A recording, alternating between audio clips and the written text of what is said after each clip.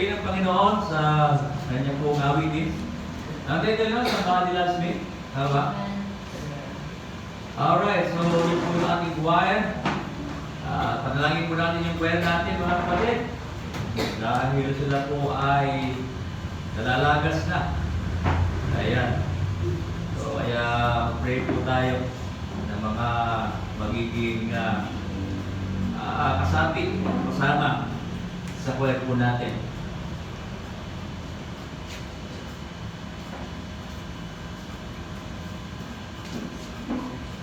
Habang po ay bumabalik ng ating mga choir members sa mga upuan, ay gusto ko lang po sabihin na meron tayong special number.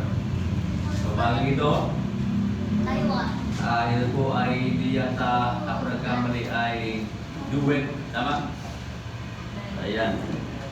Duet.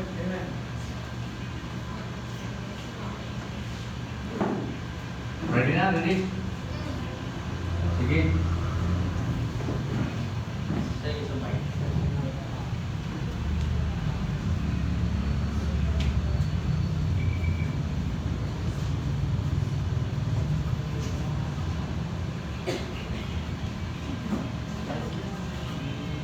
Good morning po sa bawat isa, awit sa bawat isa pa.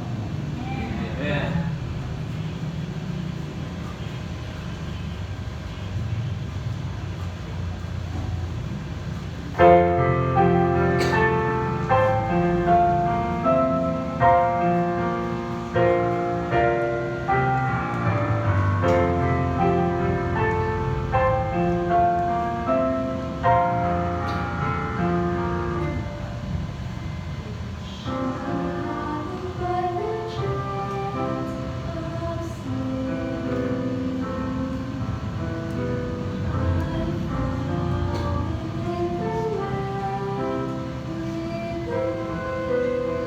I'm tempted just to live on my own, but how can I begin to run alone?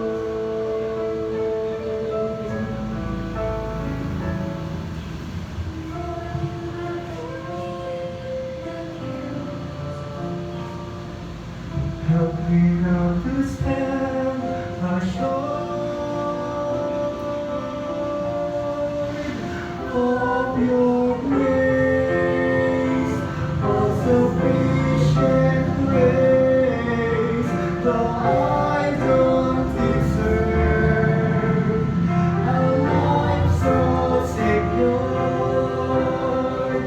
I know that I could never earn all that you offer me. Love and so freely, you leave unending grace.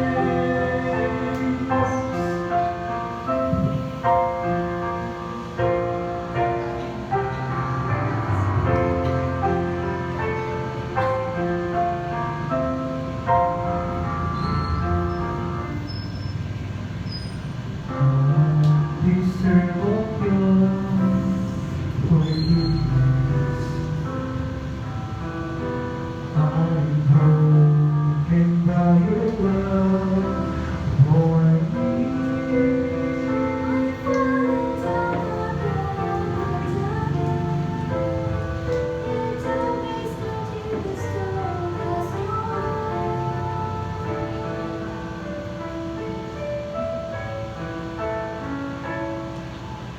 I am growing every day to the power of your grace.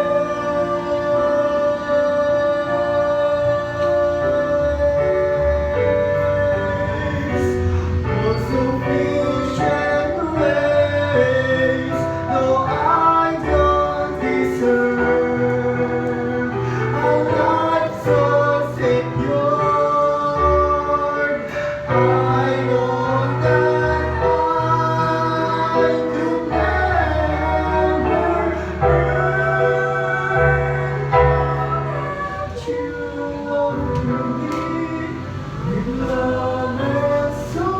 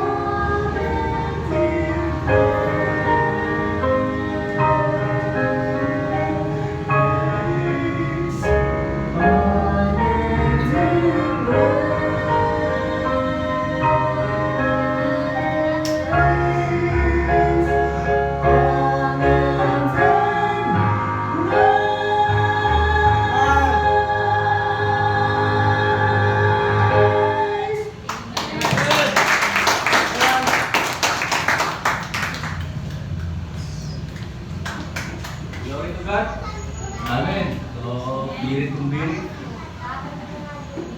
Yan po ang biyaya ng Panginoon sa mga awit. Tayo po ay dadamo na po sa ating po pinakamalagang bahagi ng ating pagsamba. At walang iba po, ito po yung pangangaral at pakikinig ng salita ng Diyos. Amen. Are you ready to listen, mga kapatid? Amen. May dapat lang. Binasa po natin kanina, Acts chapter 2, verses 41 to 47. Meron po mahalagang mensahe ito para sa ating mga mananampalataya. At gusto ko sabihin, ito po ay kauna-unang iglesia na binigyan ng Diyos ng kapangyarihan upang maging modelo sa lahat po ng iglesia sa kasalukuyan. Pagkat ang iglesia ito ay kakaiba, ang iglesia ito ay pinagpala ng Panginoon. Ang iglesia ito ay matatagpuan po natin sa bansang Israel, sa Jerusalem. Bago po tayo patuloy, lumapit tayo muna sa Panginoon, mag-pray po tayo. Gabayin tayo ng Diyos. Panginoon, kami po ay lumalapit sa oras po ito. Nandito naman kami, Panginoon, sa napakahalagang bahagi ng aming pananambahan, ang pangangaral at pakikinig ng iyong mga salita. Nawa, Panginoon, ang mga salita po ninyo na aming mapapakinggan, na aming tatalakayin sa oras na ito, ay maging karagdagan ng lakas at karunungan, Panginoon, sa inyo pong mga anak. At maging kapuri-puri, Panginoon, sa inyo. Hindi po, Panginoon, magiging makabuluhan ang salita po ninyo kung wala po itong kapangyarihan sa buhay namin. Kung hindi po namin ito may sasagawa, hindi namin ito, Panginoon, may apply sa buhay namin personally. Kapag ang salita mo, Panginoon Diyos, ay buhay na marapat po, maging buhay din, Panginoon, sa aming mga puso at isipan. Panginoon, kasiyan po kami ng inyong pong banal na Espiritu. Pagdubayan mo kami, pagpalain mo kami, kausapin mo kami, Panginoon, sa pagkakataon po nito. Ang mga salita ninyo ay banal at buhay. Kaya naman, Panginoon, maraming salamat sa pagkakataon, sa kalayaan, na kami pagkatipon sa lugar ng ito dakilang Diyos. Tulungan po kami, Panginoon, na maging mabuting mananampalataya. Ito pang panalangin po namin sa pangalan ni Jesus. Amen. At ating pong tumayan ito pong iglesia na matatawag po natin unang iglesia sa kasaysayan ng mga iglesia sa mundo ito. Ito po ay unang iglesia na naitatag sa lugar ng Jerusalem. Pagkatapos po na ang banal na Espiritu ay bumaba galing sa langit na naganyong dila na apoy. Alin po ay naging mga yung mga mananampalataya that time ay nagkaroon sila ng iba't ibang wika. Sa madaling sabi, yung Holy Spirit ay napuspos ang bawat isa yung mga mananampalataya sa panahon po na ito. Libo-libo po ang nandoon sa tinatawag na special na okasyon na ito. At mapapansin natin na itong okasyon na ito ay napaka-powerful, sabihin natin makapangyarihang tagpo sa panahon po na tinatawag na Kristyanismo. At ang iglesia ay naisilang. Kaya nga sa Book of Acts ay tinawag po tayong Christian. Maalala niyo po na tayo po yung mga Kristiyano kung tawagin. Dito po tayo nagsimula sa panahon po na ito. Alright. So, meron tayo mga bagay na matututunan po sa pagkakataon po na ito. At yung mga mananampalataya sa panahon po na ito, mapapansin natin kung paano po nila talagang totoong mahal ang Panginoon. At pag sinabi natin mahal natin ang Diyos, dito po ay nagmamanifest sa buhay natin. Nakikita. Hindi po ito salitang pakunwari lamang kasi maaari natin sabihin na mahal natin ang Diyos pero sa gawa wala naman. Madali sabihin, I love the Lord, I serve God, sabihin natin na I love the church. Madali sabihin nyo. Pero ang tanong, nagagawa mo ba? Nakapag-perform ka ba ng tungkulin mo sa ating Panginoon? Kaya sinasabi ko sa inyo itong mga mananampalataya ito, hahagaan po natin sila sa kanila pong pagiging totoong Kristiyano. Bakit sinasabing totoong Kristiyano? Sapagkat maraming Kristiyano nagpapanggap lang. Tawag yan ay professing Christian. Kristiyano sila kapag linggo. Pero pag Lunes hanggang Sabado, hindi sila Kristiyano. Hinubad na nila yun. Babalik sila doon sa dati nilang pagkatao. Para sinusuot lang yung pagiging Kristiyano. Hindi ko ganoon yan. Ang pagiging Kristiyano ay kahit nasa labas, nasa loob ng church, Kristiyano ka pa din. Yung buhay natin, patunay yun, na tunay tayong Kristiyano. Paano tayo magsalita, paano tayo makitungo, paano tayo mabuhay, paano tayo kumakan, yan po ang patunay ng isang tunay na mananampalataya. At yun po ang hinanap sa atin ng Panginoon. Yun po ang gusto makita ng Panginoon sa kanyang mga anak.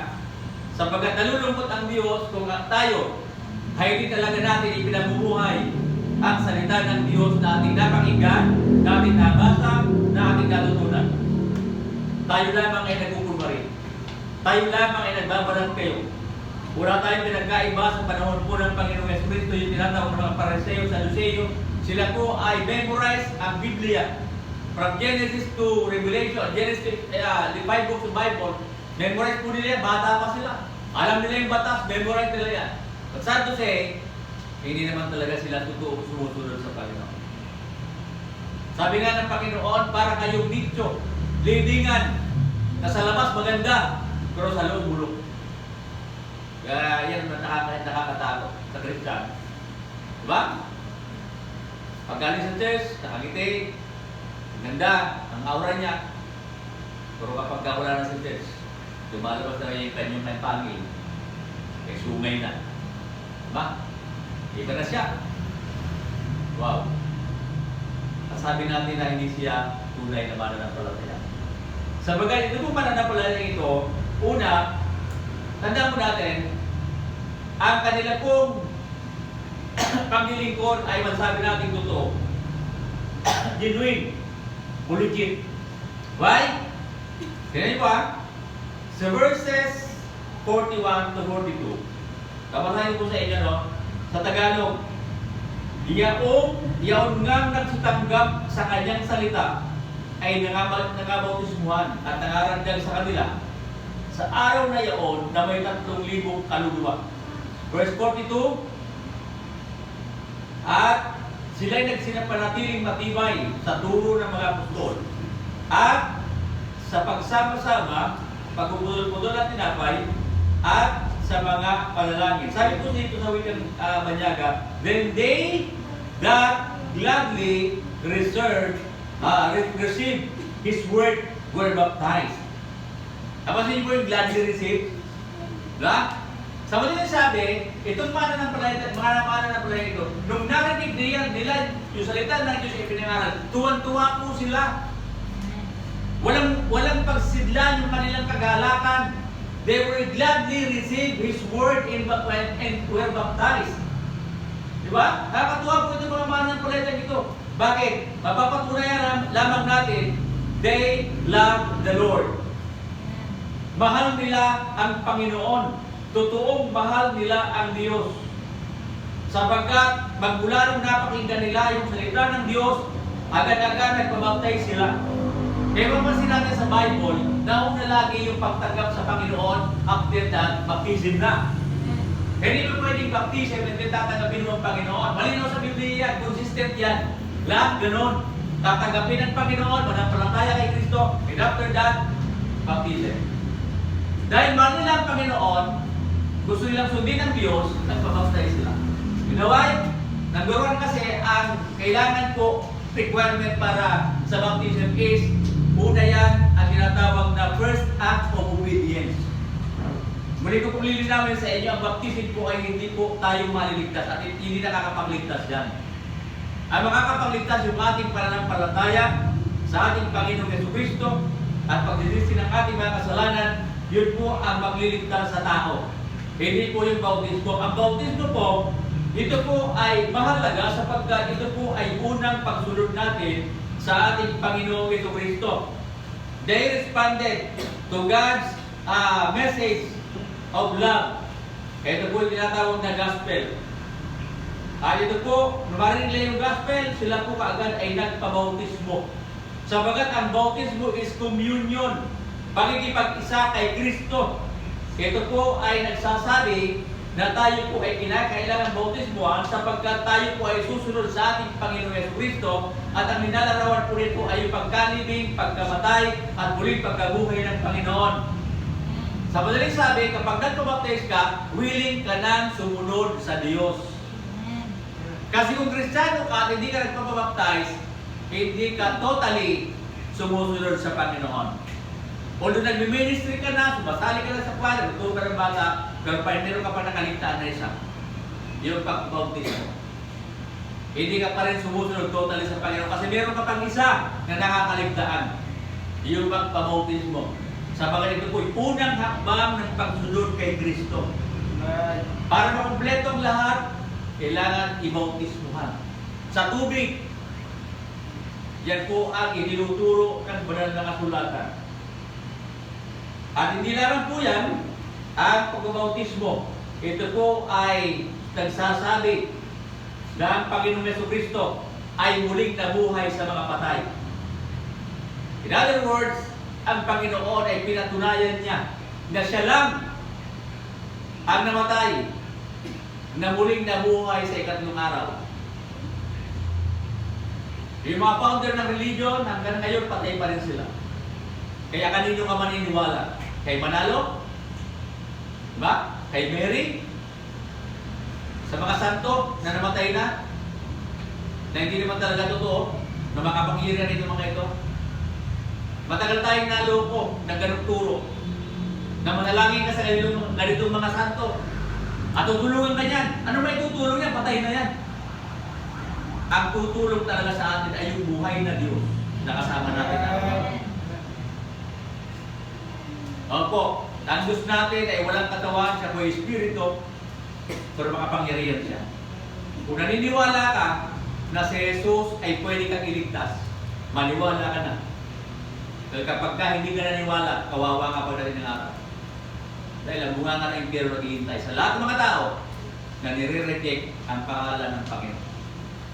Yung mga tao na hindi nila pinakinggan yung turo ng kaligtasan, pinagtawanan nila. Sa panahon na sila'y mamamatay, magdurusa sila, tiyak, doon sa kapahamakan nila. Bakit? Isa pong insulto sa Panginoon, natanggihan mo siya. Tama? Di ba? Inaalok na nga ng Panginoon, libre na eh. Kaligtasan ng Panginoon, walang bayad. Tanggapin mo lang. Pero ayaw pa rin ng tao. Bakit? Sinaraduhan na yung isip nila at kanilang mga puso ni Satanas para hindi sila makakilala ng katotohanan. Diba? Sabi sa Corinthians, yung Diyos ng sanlibutan ito ay binulag ang mga tao upang hindi sumilang sa kanila yung katotohanan. Yun po ang gusto ni Satanas. Eh maraming tao nasa ngayon, wala sa church. Andoon sa labas, sa sabungan, sa cemetery, sa mall, kung saan-saan. Sa birthday, sa inuman, sa sugalan, sa casino, doon sila. Ayaw nila na maglingkod sa Diyos. Kakalungkot, hindi ba? Nakikita mo, kapag ka nasa mall, madaling umaga pa lang, nakaupo na sila doon, hinihintay para magbukas. Pero sa Diyos, bukas na lahat, wala pa rin pumapasok. Yan malungkot na mangyari ngayon. Pero wala po tayo magtaka. Ganyan talaga, sinabi ng Bible yan. Na maraming tao ang mapapahamak. Malawak ang daan patungo sa kapahamakan. Ngunit nakipot ang daan patungo sa buhay. There is a way that seemeth right unto men, but in the end thereof is the end of death. Yun ang nakakalungkot niya. At malungkot tayo kapag yung mga malalaki sa buhay ay kasama doon sa kapahamakan. Kaya may magkakataon pa mga kapatid na minamahal, abutin natin sila. Pakilala natin si Kristo sa kanila para sa ganun din sila mapahamak. Kawawa sila pagdating ng araw. Ang init ngayon, hindi natin kaya, tama? Napakainit. pero matindi pa ang iri sa impyerno. Araw-gabi, karurusahan ng tao, yung kaluluwa ng tao, doon sa impyerno na yun. Mayroon yung mga screaming nila, yung sigaw nila, yung hihiyawan doon. Nakakilabot, mga kapatid. Nakakatakot yung lugar ng impyerno. Kaya naniniwala ko na itong mga tagahanga, na mga K-pop, diba? Pag-concert, daming tao. Bisigaw sila, umiiyak sila. Naniniwala ko, nagpa-practice na sila sa kanilang paghiyaw doon sa impyerno. Pa-practice sila. Tandaan niya yan. Dito pa lang, sanay na silang umiyaw. Sanay na silang sumigaw. Kaya pagdating sa impyerno, sanay na rin sila doon. Kakatakot sila, di ba? Nakakalungkot. Itong mga mananampalataya dito, makita natin yung pag-ibig nila sa Diyos. Una, yung pagsunod nila, pamamagitan po ng bautismo. Ang baptism po is following Jesus. Following, bakit? Nung ang Panginoon ay kanyang sinabi kay Juan the Bautista na siya yung bautismuhan. Nag-receive si John the Baptist. Sabi niya, Panginoon, hindi ako karapat-dapat na mag-bautismo sa iyo. Sabi ng Panginoon Jesus, sabi niya, hindi. Kalooban ng Diyos Ama na ikaw ay gamitin niya para bautismuhan ako. John chapter 3, Matthew chapter 3, 15 to 17, mababasa po natin ito. Na ang Panginoong Jesus ay nasumunod sa tubig ng bautismo. Bakit pa kailangan na sumunod ng Panginoon sa tubig ng bautismo? Kailangan mo ba siyang baligtas? Kailangan niya bang baligtas muna bago mabaptize? Hindi po. Bakit ginawa ng Panginoon ito? Sabi niya, in saying repent, chapter 15, verse 15 there. 17. And Jesus answering said unto him, suffer it to be so now, for thus it becometh us to fulfill all righteousness, then he suffered him. 16. And Jesus, when he was baptized, went up straightway out of the water, and lo, the heavens were opened unto him. And he saw the Spirit of God descending like a dove, and lighting upon him. Verse 17. And lo, a voice from heaven saying, this is my beloved Son, in whom I am well pleased. Nakita nyo? Ang Panginoon nagpabautismo. Bakit? Para maging example siya sa lahat ng mananampalataya. Hindi kailangan ng Panginoon maligtas, kundi ang layunin ng Diyos ay ipakita niya na kahit siya, na hindi naman kailangan i-baptize, nagpabaptize siya. Why? Para makita natin na ang Panginoong Jesus ay dapat nating tularan dahil siya man ay sumunod sa tubig ng bautismo. Ngayong Kristiyano ka at hindi ka sumusunod sa tubig ng bautismo, aba, talo mo ba ang Panginoon? Siya sumunod, tapos ikaw hindi. Di ba? Hindi mahirap pagkawaptay, mga kapatid. Ilulubog ka na lang naman, 5 oras ka lang naman doon. After that, bubuhayin ka naman ng Panginoon. Eh, biro. Wala namang ganun. Okay? Sandali lang yun. Alright? Mahalaga po yan, mga kapatid, mga pinanahal. At dahil dyan, sabi ng Panginoon, follow me. Diba? Sumunod. Ang pagsunod ay dahil ginawa ni Jesus, sundin natin. Okay? Sundan natin siya. Susundan. Follow. Yung isa naman, obeying. Diba? Magkapareho siya eh. Nang ibig sabihin, obey and follow. What is the difference between follow and obey? Spelling number 1. Yung follow, ibig sabihin, susundan mo. Diba? Follow, susundan. Pero yung obey, susunod ka doon sa sinasabi niya. Diba? Obeying Christ by doing what He taught us. What He said to us. Matthew chapter 28, di ba? 18 to 20. Ito yung dapat natin, okay? Ito yung dapat natin gawin. Dahil inutos ng Panginoon, gagawin natin. Amen? Yeah. Ang malungkot kayo mga kapatid. Ewan ko ba kung bakit kayo malungkot. Okay. Gagawin natin kasi inutos ng Panginoon. Ang utos ng Diyos ay importante. Ito po ay sinabi niya po doon sa tinatawag na Great Commission. Ang commission ay bilin. Bago umakyat ang Panginoon Jesus sa langit, meron siyang ibinilin sa iglesia, sa church.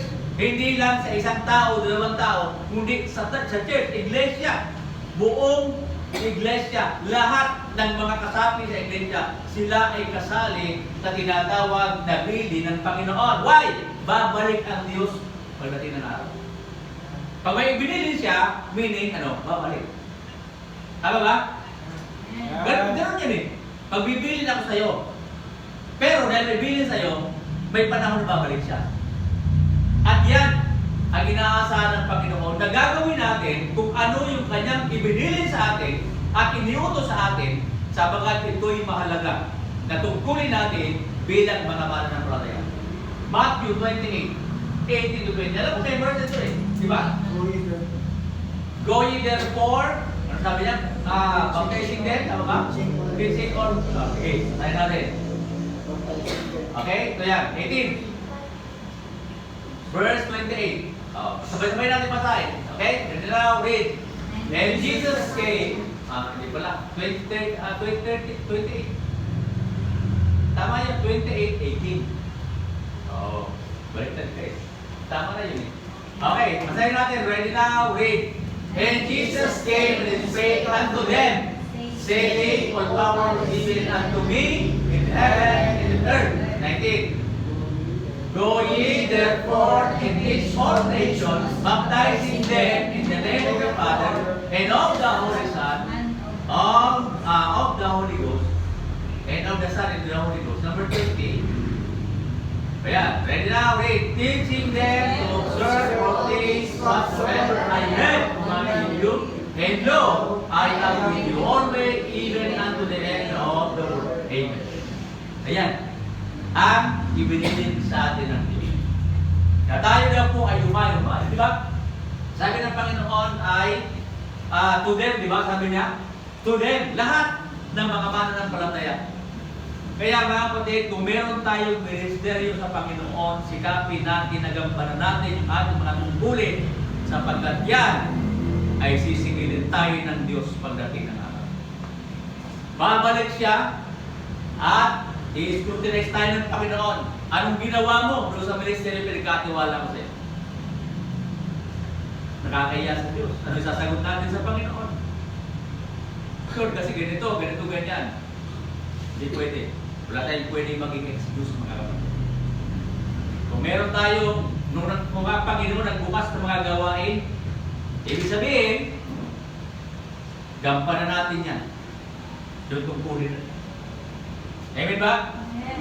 Gampanan natin, sinasabi ko sa inyo. Dahil kapag hindi natin ginampanan yan, aagawin na Satanas yan sa atin. Naniwala kayo sa akin. Sayang lang yung mga na-invest natin sa kanila. Alam niyo ba na itong mga natuturuan natin, mga bata? Kapag wala tayo doon sa lugar nila, nag-expect na sila.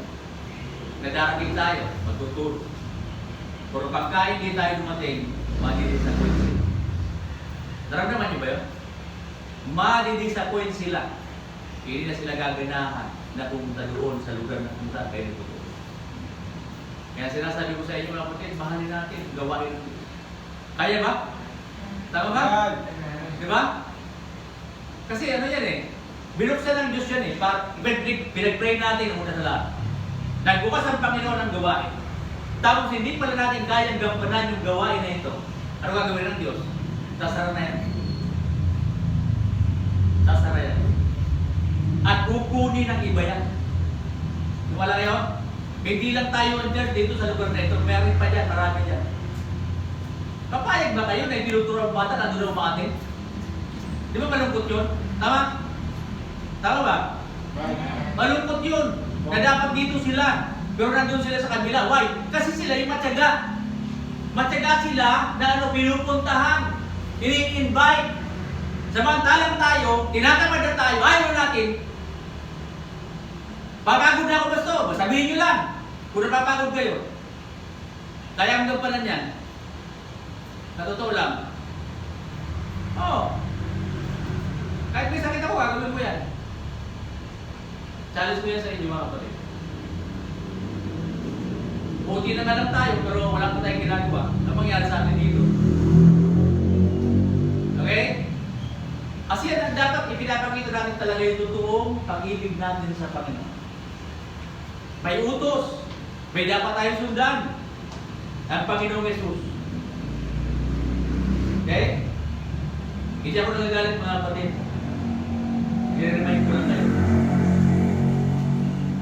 At hindi naman po yan, hindi lang they love the Lord, but they love one another. Mahal nila ang bawat isa. Okay? At mapapansin po natin dito, sa talatang ito, 42 hanggang 46. Ang sabi niya dyan, 42 na tayo. And fear came upon every soul, and many wonders and signs were done by the apostles. And 44, and all that believed were together in had all things common. Verse 45, and sold their possessions and goods and parted them to all men.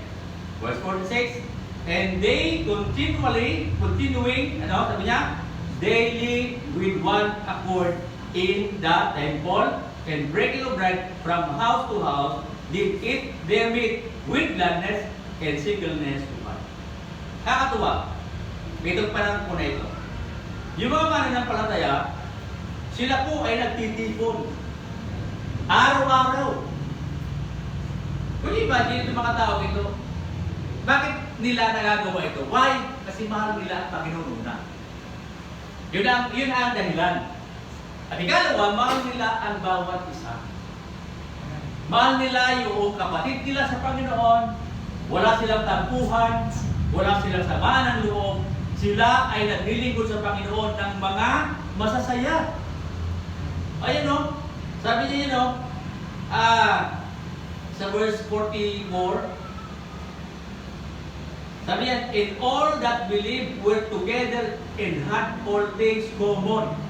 Yung sabi ng common, ito ay, kumbaga parang yung ginagawa nila, nagkakaisa sila. Diba? Sila po ay nagkakaintindihan.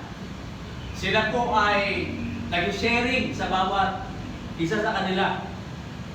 Hindi lang po, ang pinakamatindi po dito, ito yan. Yung kanilang mga ari-arian, yung kanilang tinatangkilik, lahat na meron sila. Ano ginawa nila? Binenta nila yun. Tapos, yung pinagbentahan, nilagay nila sa pakanan ng mga apostol. At pagkatapos, yung pinagbentahan lahat, ay hinati-hati nila sa mga mananampalataya. Higit pa sa tayo siya in-offering, mga kapatid. Sige mo, bebenta mo yung bahay mo, bebenta mo yung sakyan mo, bebenta mo yung lahat ng mga meron ka, na mga kung ano-ano, tapos yung pinagbentahan, yung halaga yun, dadalhin mo sa pananampalataya. Kaya may mga tao na hindi naniniwala sa text eh. Dahil wala daw tayo sa Old Testament, sa New Testament. Uulit sila naniniwala sa text, ito gawin nila. Wala na member. O yung mga ano nyo, mga sasakyan nyo, yung mga TV ninyo, yung lahat, mga washing machine nyo, benta nyo yan. Dali natin sa church. Di ba? Mahirap yun. Mas masakit yun sa kalooban. Yung tayo sino-operate, ayaw nila eh. O, samantalang biblical naman yun. Sabi nila kasi, yung tithes daw ay sa Old Testament lang sa mga Israelites. Sa New Testament wala. Ano wala? Eh yung mga pares, nagbibigay sila ng tithes and offering eh. Di ba? Eh yung Old Testament lang pala, di ba paano yung daw siya lang-kill? Di ba? Meron naman sa New Testament eh. Meron naman sa New Testament, bawal pumatay? Wala eh. Pwede sabihin, doon lang yun applicable sa Old Testament. Ngayon, pwede ka na bumatay pala. Tama? Pwede ka bumatay kasi Old Testament lang eh. Doon sila pwede. Ngayon, hindi na tayo pwede. Hindi na pwede yun. Hindi na applicable yun. Kaya pwede na po tayo bumatay, mga kapatid. Kasi pwede na eh. Oh, hindi ganon. Lahat yan, kahit nasa Old Testament, applicable yan sa New Testament. Di ba? Tama? Oh. Yun ang importante dyan. Kaya huwag kayo maniniwala doon sa mga nagsasabi na naman nagtuturo, madadaya lang tayo nila. Yan ang sinasabi ko sa inyo. Opo, sabi dito, in the apostle doctrine, they love to gather and to hear the word of God. The very tendency is to gather, sabi niya po dito, in fellowship. Kaya importante naman pala yung fellowship eh. Nung tayo po ay nagsasama-sama, di ba? Nakapagbigay yun eh. Nakakaboost ng ano yan eh, na tinatawag na yung ating confidence. Kasi kapag lagi kang mag-isa lang, para kang nag-self-pity. Wala kang kausap, wala kang kasama. Ano yung fellowship kaya? Bakit, di ba? Kapag may fellowship, kumbaga parang masaya ka din. Kasi masaya yung fellowship eh. Walang fellowship na malungkot. Nakakita na ba may fellowship malungkot? Nag-uulan silang gano'n, nagkiknigan sila. Tapos umiyak sila para pareho. Hindi fellowship yun. Crying time. Yung time na ano yung tawag niya. Ang fellowship masaya. Kasi dito sila, masaya sila eh. Na magkakasama sa bawat isa. Kaya dito po yung pinakamaganda sa kanila. Yung sila po ay nag-worship sa Panginoon. At yung mga mananampalataya sa panahon po na ito, ay patuloy po sila na gumagawa ng mga bagay sa Diyos na alam nila na ito po ay kinatutuwa ng Panginoon. Sabagat ang Kristiyano, ang isang iglesia, tayo po ay tinatawag na body of Christ. Opo, tayo ay iglesia. Tayo ay katawan ng tinatawag ng ating Panginoon. Iglesia ng Diyos ay body of Christ. Tayo ay katawan, si Kristo ang ulo. Hindi yan literal. Ibig sabihin, pagka si Jesus ang pinaka-head natin, siya yung lahat na i-control sa atin. Diba? Ganun din. Siya yung pinaka-chief shepherd natin. Kaya sa Bible merong shepherd, diba? May shepherd, may under-shepherd, at merong chief shepherd. Ang chief shepherd is the Lord. Under-shepherd ay mga pastor. Tapos may shepherd naman, kayo. Okay? Yung black. Ganyan. Kaya, hindi natin pwede sabihin na gagawa ko ng ako lang ang may desisyon. Mali yun. Kukonsultahin mo muna yung chief shepherd mo. Pag-pray ka muna doon, papanaanan mo muna, Lord, gusto ko kong ganito, ganyan. Ganito yan. Ganun yan. Ang Panginoon ang magsasabi sa iyo at pagkukuman sa iyo kung ano yung dapat mong gawin. Kasi kapag kaya natin ginawa yun, para binabypass natin ang Panginoon.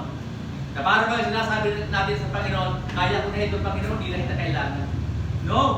Kailangan natin ang Diyos mga kapatid, kahit sa maliit na mga desisyon ng buhay natin. Tandaan niyo yan. Kahit maliit na desisyon ng buhay natin, sumangguni pa rin tayo sa Panginoon. Dahil importante na tayo ay lumalapit every time sa Panginoon. Yan po ang mahalaga. At hindi lamang po nila mahal ang bawat isa. Thirdly, they love the lost people. Mahal nila yung mga tao na mapapahamak. Yung mga tao na wala pa kay Kristo. Mahal nila. Sabi sa 47, mapapansin niyo po, sabi niya, praising God and having favor with all the people, and the Lord added to the church daily such as should be saved. Di ba? Sabi niya, no? In favor with all people. Oh. Sa lahat ng tao, dapat wala kang pinipili. Wala kang tinatangi. Sabagat ang Diyos ganun din.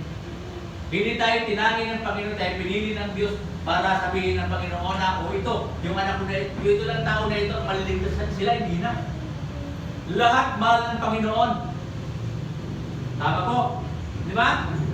Lahat mahal ng Diyos. Kahit yung mga masasamang tao, yung pinakamasamang tao, mahal pa rin ng Panginoon niya. mahalin din natin sila.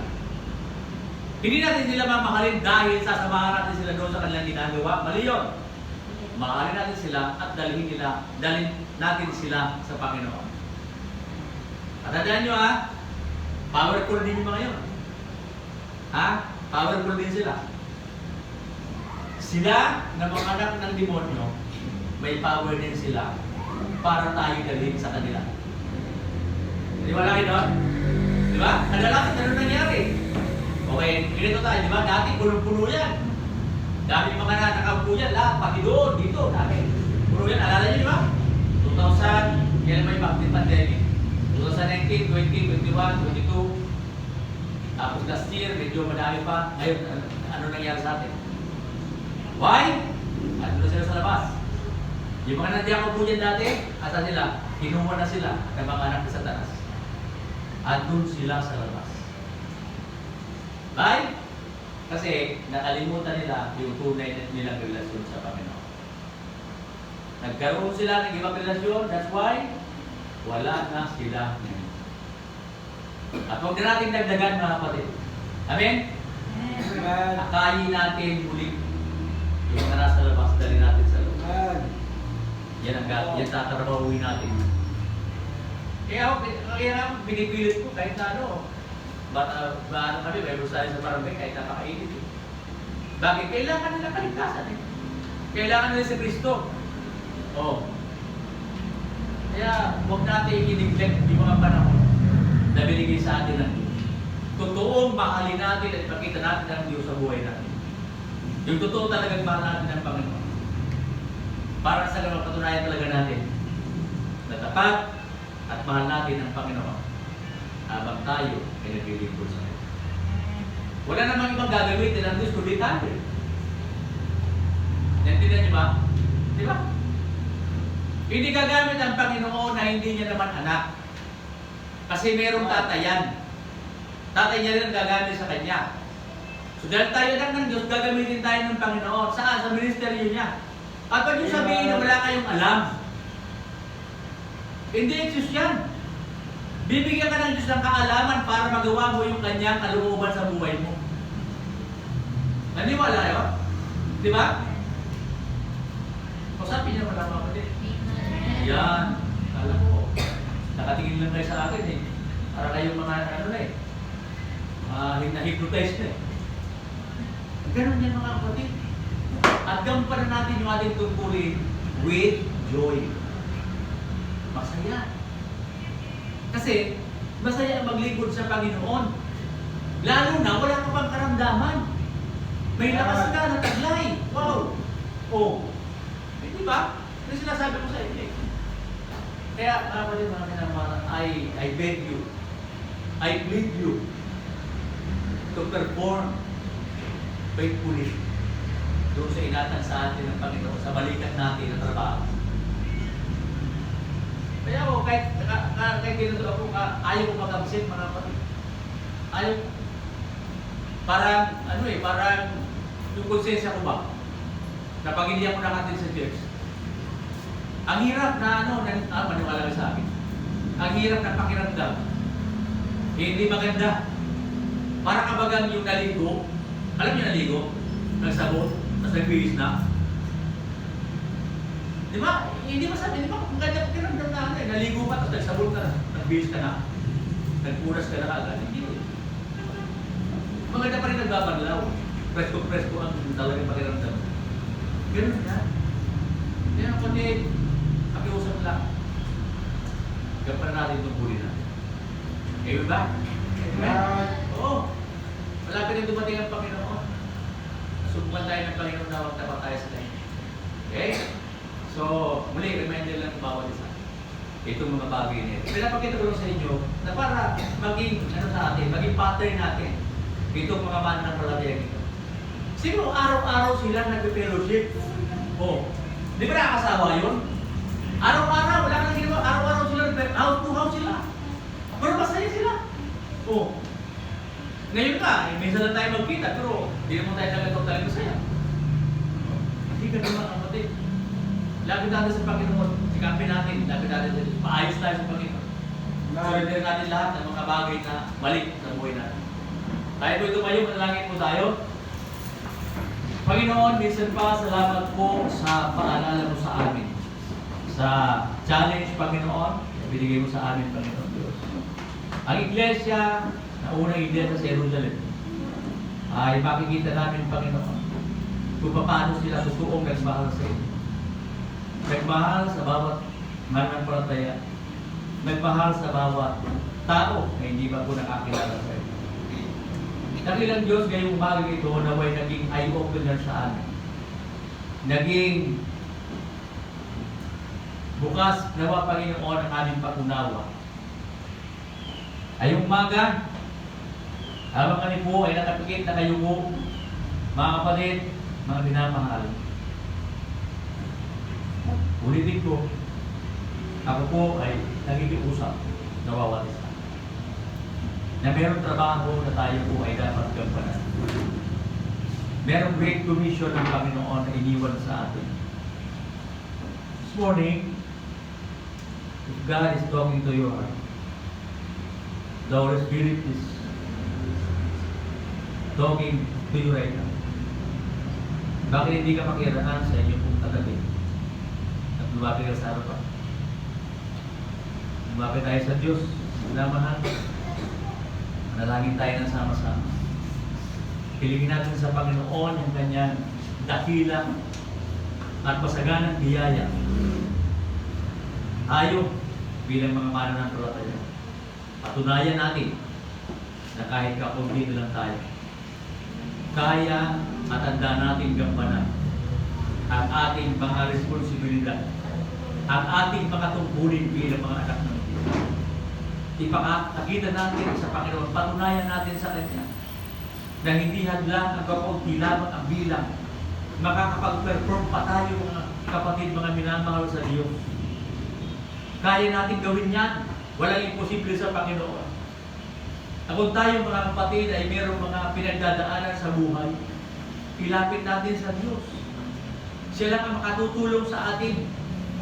Siya lang ang mabibigay ng solusyon sa lahat ng ating mga problema. At tiyakin natin na yung trabaho natin sa Panginoon ay matatrabaho natin na may kagalakan sa puso natin. Hindi lahat ng araw meron tayong kasama magturo. Hindi lahat ng araw meron tayong kasama magsuluminin. Hindi lahat ng araw ay meron tayong kasama para gawin yung kalooban ng Diyos, yung trabaho ng Panginoon na binigay sa atin. Pwede naman tayo kahit mag-isa. Kaya natin yan. Kaya natin gampanan yan. Kaya mga minamahal, we pray na magmulang ngayon, pag-usayin natin ang ating mga trabaho sa Panginoon. Sapagkat nakikita ng Diyos yung ating mga pagpapagal, yung ating pagpapagod sa Kanyang ministeryo. Sasamahan tayo ng Diyos. Sayang yung mga bata na malalayo sa Kanya.